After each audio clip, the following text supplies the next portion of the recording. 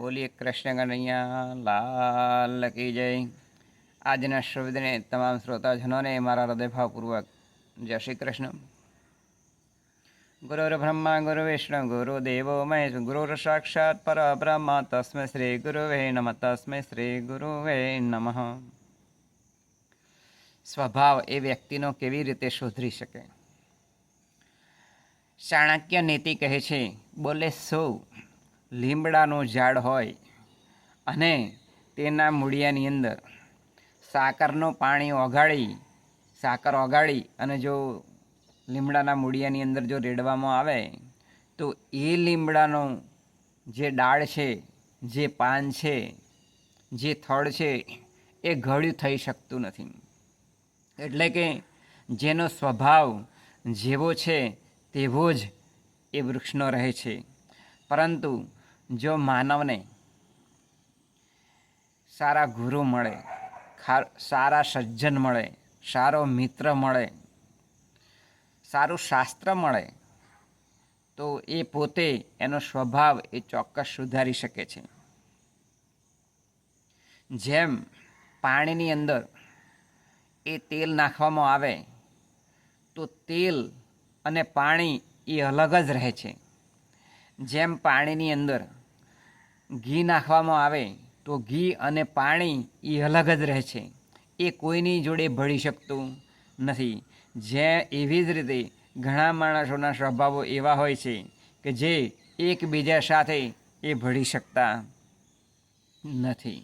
જ્યારે ઘુવડ નામનું પક્ષી હોય, એ ઘુવડ પક્ષીને સૂર્યના દર્શન એ કરી શકતું નથી, એમાં ભલા સૂર્યનારાયણ દેવનો શું વાંક છે?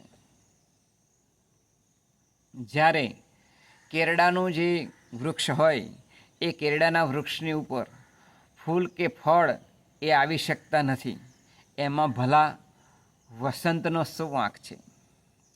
જ્યારે ચાતક પક્ષી છે એ પોતે વર્ષા સમયે એટલે કે વરસાદના સમયે એ પોતાનું મોં એ પહોળું રાખી અને બેસે છે છતાં પણ ભલા વર્ષાનું એક પણ ટીપું એ ચાતક પક્ષીના મુખની અંદર પડતું નથી, એમાં ભલા વર્ષાનો શું વાંક છે?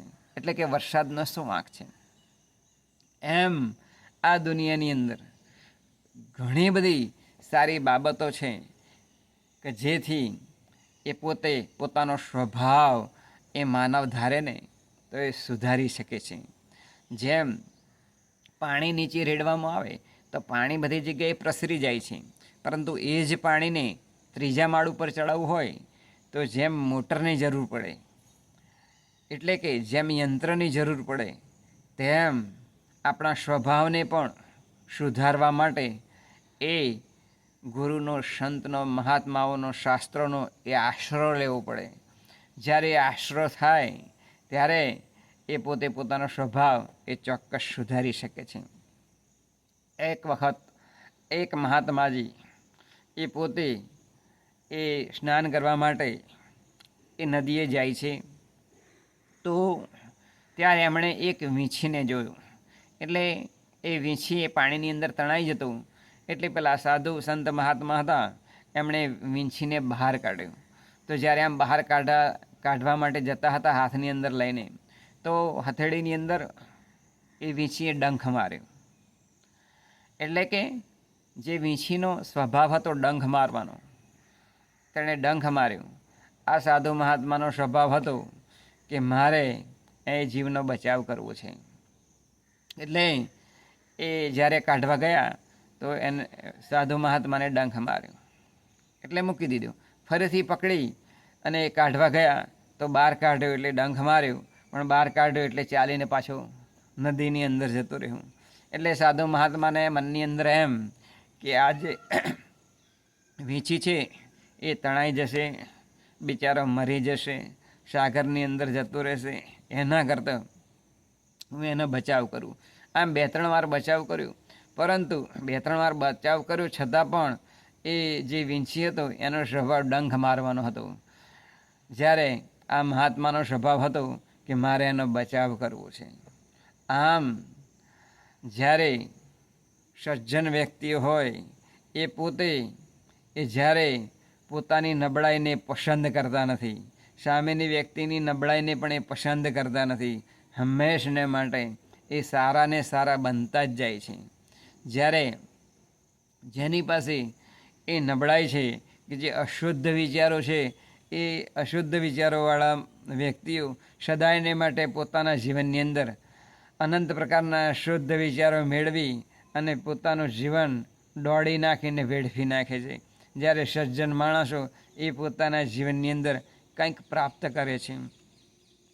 એક ગ્લાસ એક શાંત મહાત્માએ માગ્યો પાણીનો, અને એક ગ્લાસ અડધો ભરેલો હતો, અને બીજો એક ગ્લાસ આપ્યો, એની અંદર એ પૂરેપૂરો ગ્લાસ ભરેલો હતો પાણીનો. એટલે સંત મહાત્માએ કહ્યું કે આ જે પૂરેપૂરો ગ્લાસ જે ભાઈ ભરી લાવે છે એ જીવનની અંદર ઘણો બધો પ્રાપ્ત કરશે. જ્યારે અડધો ગ્લાસ ભરી લાવે છે એ વ્યક્તિ એ પોતાના જીવનની અંદર અડધું એ જીવનનો મહાત્મય એ પોતે પ્રાપ્ત કરશે. આમ પોતે એ સામી વ્યક્તિના પણ આદર ભાવ ઉપરથી એ વ્યક્તિના સ્વભાવોનો એ ખ્યાલ આવી જતો હોય છે. માટે દરેક વ્યક્તિ પોતે પોતાના જીવનની અંદર સારા બનવા માટે પોતપોતાના ધર્મના પ્રમાણે, પોતપોતાના નિયમના પ્રમાણે જો રહેવામાં આવે તો એ પોતાના જીવન એ રૂડું અને સારું બનાવી શકે છે.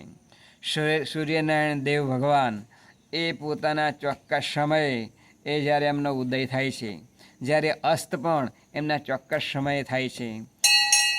જ્યારે સૂર્યનારાયણ દેવ એમ કહે છે કે હું ઊંઘવાનું બંધ કરી દઉં, એટલે કે ઉદય થવાનું બંધ કરી દઉં, તો સદાયને માટે પૃથ્વી પર અંધારું છવાયેલું રહે, રાતોની રાતો એ લાંબી થતી રહે છે, તો પૃથ્વી ઉપર એ મુશ્કેલી સર્જાય.